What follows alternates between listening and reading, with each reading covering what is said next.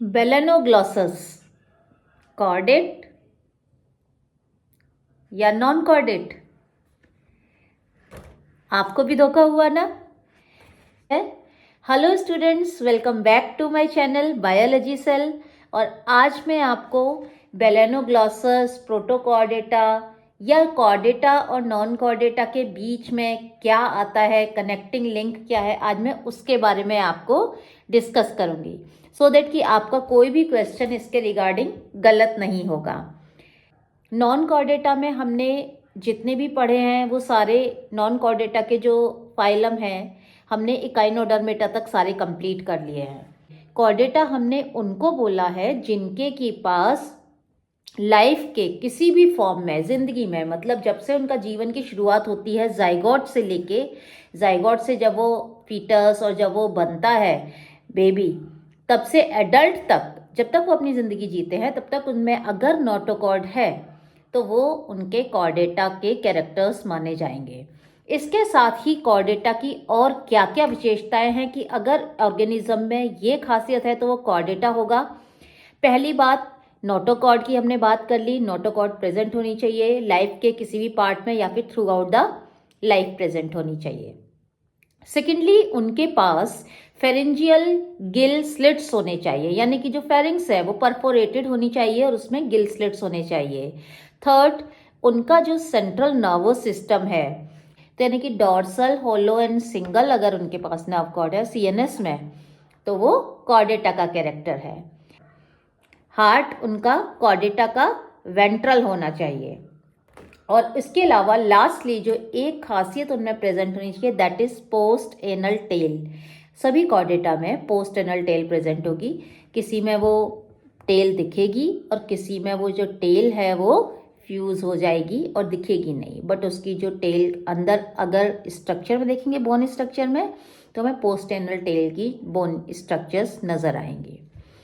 तो ये तो बात हो गई कॉर्डेटा फाइलम की। अब इस कॉर्डेटा फाइलम को अगेन डायरेक्टली उसको सब फाइलम में डिवाइड नहीं किया है, उनको पहले दो ग्रुप में रखा गया है। और वो जो दो ग्रुप है वो बनाए गए हैं इस बेसिस पे कि क्या जिन कॉर्डेटा के पास ब्रेन है, हेड है और स्कल है, देखिए सर है, सर के हेड के अंदर ही जो बॉक्स रहेगा ब्रेन का उसे स्कल कहेंगे, खोपड़ी से जो बनेगा स्कल वो क्रेनियम है। तो यानी कि जिनमें क्रेनियम होगा तो उनमें ब्रेन भी होगा, डेवलप्ड ब्रेन भी होगा और ब्रेन बॉक्स भी होगा उसको सुरक्षित रखने के लिए। तो कुछ कॉर्डेटा ऐसे हैं जिनके पास क्रेनियम है और कुछ कॉर्डेटा ऐसे हैं जिनके पास क्रेनियम नहीं है। सबसे पहले दो सब ग्रुप में डिवाइड किया गया है, क्रेनिएटा एंड एक्रेनिएटा। जो एक्रेनिएटा है उनको हम प्रोटोकॉर्डेटा भी कह देते हैं। प्रोटो का मतलब प्रिमिटिव, पहले, कॉर्डेटा प्रोटोकॉर्डेटा, सबसे पहले आने वाले कॉर्डेटा। ग्रुप है एक्रेनिएटा, उसके अगेन 3 सब फाइलम किए गए थे। पहला सब फाइलम था उसका जो हेमिकॉर्डेटा है, जिसे कि अब सब फाइलम में नहीं रखा गया है, एक्रेनिएटा से निकाल दिया गया है। आज दूसरा सब फाइलम हुआ आपका यूरोकॉर्डेटा और तीसरा हुआ सिफेलोकॉर्डेटा। यूरोकॉर्डेटा, सिफेलोकॉर्डेटा, वर्टिब्रेटा, इन सभी के बारे में आप देखिएगा प्लेलिस्ट में जाके, क्लास 11th के क्लासरूम लेक्चर्स में मैंने बहुत अच्छे से समझाया हुआ है आपको। बात करेंगे क्रेनिएटा की, तो क्रेनिएटा में एक ही सब फाइलम है एंड दैट इज वर्टिब्रेटा, यानी कि जिनमें वर्टिब्रल कॉलम है।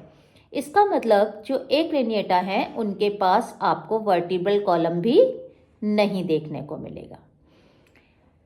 अब मैंने आपको बताया अभी अभी कि एक सब फाइलम हुआ हमारा कौन सा, हेमिकॉर्डेटा। हेमी वर्ड का मतलब है हाफ, है ना, हेमिस्फीयर आप पढ़ते हैं, आधा स्फीयर, तो हेमी वर्ड का मतलब हो गया हाफ, यानी कि आधे कॉर्डेटा है। हुआ क्या कि पहले इनके पास जो हेमिकॉर्डेटा है सब फाइलम, इनके पास एक स्ट्रक्चर था, होलो स्ट्रक्चर, जो इनका हेड टू टेल प्रिवेल कर रहा था।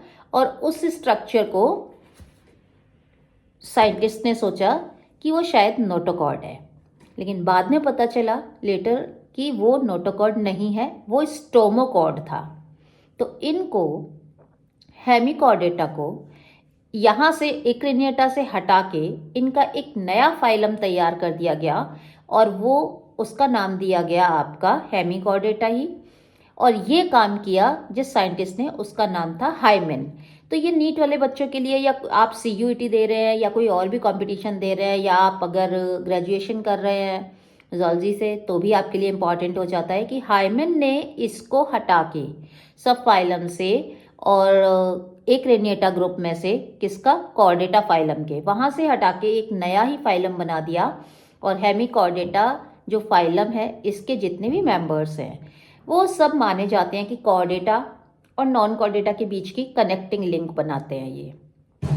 ठीक है, तो अब मुझे नहीं लगता कि आपको कोई भी कंफ्यूजन रहेगा कि हेमिकॉर्डेटा है या नहीं है, कॉर्डेटा में आते हैं या नहीं आते हैं। तो हेमिकॉर्डेटा कॉर्डेटा का पार्ट नहीं है, क्योंकि उनके पास नोटोकॉर्ड नहीं है। वो नोटोकॉर्ड जिसे साइंटिस्ट समझ रहे थे, वो नोटोकॉर्ड ना होके वो क्या है, वो है स्टोमोकॉर्ड।